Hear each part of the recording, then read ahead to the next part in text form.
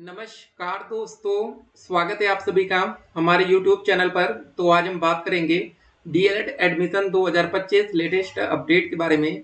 तो आज हमारी तारीख हो चुकी है 11 जुलाई 2025। आज की ब्रेकिंग न्यूज हम इस वीडियो में देखेंगे और बात करेंगे 2025 रजिस्ट्रेशन का प्रोसेस क्या होगा, डीएलएड करके टीचर कैसे बनेंगे और दोस्तों डायरेक्ट एडमिशन का पोर्टल। जी हाँ, आज 11 जुलाई को हम इस वीडियो को देख रहे हैं और आपको बता दें जुलाई में ही हमारी आवेदन की प्रक्रिया शुरू हो जानी है। तो भाई आप लोग सारे अपने जो जरूरी डॉक्यूमेंट्स है ना उसको तैयार रखेंगे।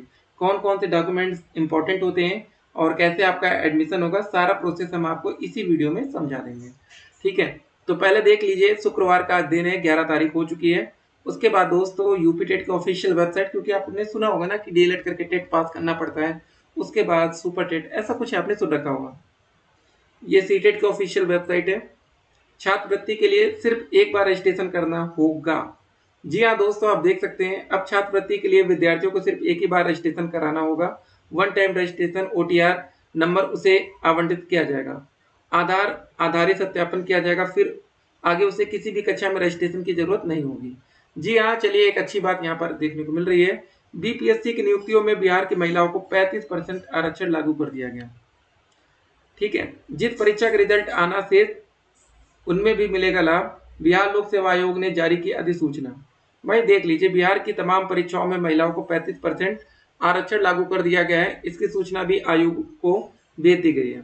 इसका लाभ बिहार की महिलाओं को उन नौकरियों में भी मिलेगा जिसकी परीक्षा हो गई है और रिजल्ट जारी नहीं हुआ है। ठीक है, देख सकते हैं कैश में शिक्षक भर्ती के आवेदन शुरू हो गए।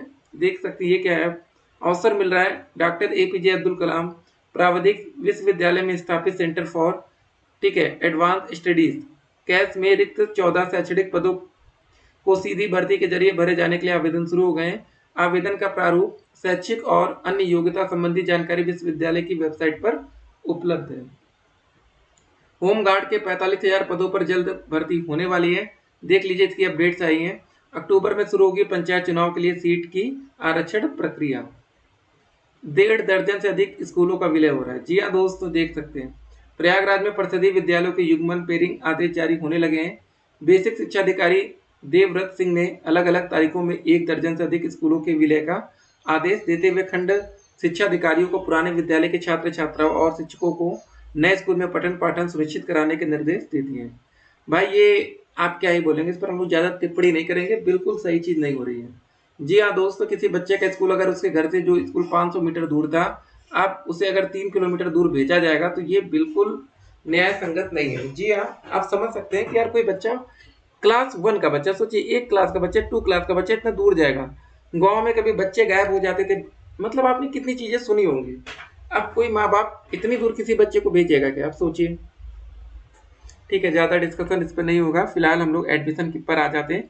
जरूरी डॉक्यूमेंट्स क्या क्या है देखिए। सबसे पहले दोस्तों डीएलएड में जो हम रजिस्ट्रेशन करते हैं उसका प्रिंट आउट हम रखेंगे, ये सबसे इंपॉर्टेंट होता है, क्योंकि जब हम फॉर्म भरते हैं तो उसमें हम सारी डिटेल्स देते हैं। कौन कौन सी डिटेल्स, हाई स्कूल की परसेंटेज नंबर, 12वीं की परसेंटेज नंबर्स और ग्रेजुएशन, ये 3 चीज़ें। उसके बाद दोस्त जो सबसे ज़्यादा जरूरी होता है आपका एज अगर 18 साल से कम है तो आप आवेदन नहीं कर पाएंगे। दूसरी चीज़ मेल या फीमेल, ये भी मैटर करता है, और आरक्षण। जी हाँ दोस्तों, मान लीजिए आपने ओबीसी डाल दिया और आप जनरल कैटेगरी के छात्र हैं तो भी आपका एडमिशन कैंसिल हो जाएगा।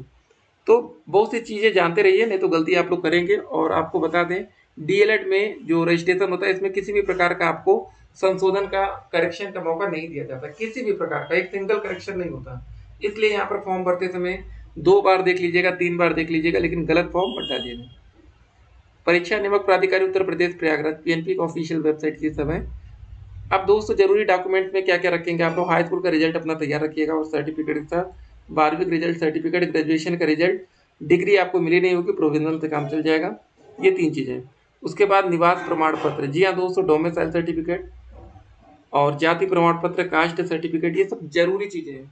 ठीक है, एक बात और, अगर कोई बच्चा जनरल कैटेगरी के हैं आप हैं और अगर आपका ईडब्ल्यूएस का सर्टिफिकेट बन सकता है उसको बनवा लीजिए, बहुत फायदा मिलेगा आपको सरकारी कॉलेज में। जी हाँ दोस्तों, सरकारी का सपना पूरा करना है तो ये बनवा लीजिए। कितनी मेरिट तक आपको सरकारी कॉलेज मिल जाएगा, मान लीजिए आपके 180 नंबर बने या 200 नंबर बन रहे, क्या आपको सरकारी कॉलेज मिलेगा, तो इसका आंसर है यस। कैसे मिलेगा इसकी ट्रिक हम आपको बाद में बताएंगे, क्योंकि कोई ट्रिक अगर सबको बता दी जाएगी तो भाई फिर वो ट्रिक काम ही नहीं करेगी, फिर उसके बाद 200 नंबर का 220 पर भी सरकारी कॉलेज नहीं मिलेगा। बहुत से ऐसे बच्चे होंगे जो 230 नंबर लाएंगे, उनको भी प्राइवेट कॉलेज मिलेगा।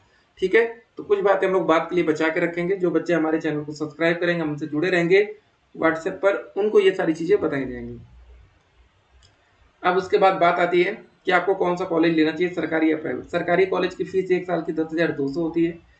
जिनको कम पैसे में डीएलएड करना है सरकारी में जाएंगे, जिनको प्राइवेट में करना 42,000 फीस पेमेंट करें, आपके ऊपर सब कुछ डिपेंड करता है।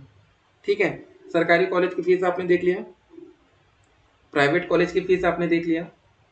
फॉर्म भरने के लिए आपको 200-700 रुपये लगेगा जनरल ओबीसी, ईडब्ल्यूएस में, एससी एसटी में 500 रुपये, बाकी फिजिकल हैंडीकैप में 200 रुपये लगा था।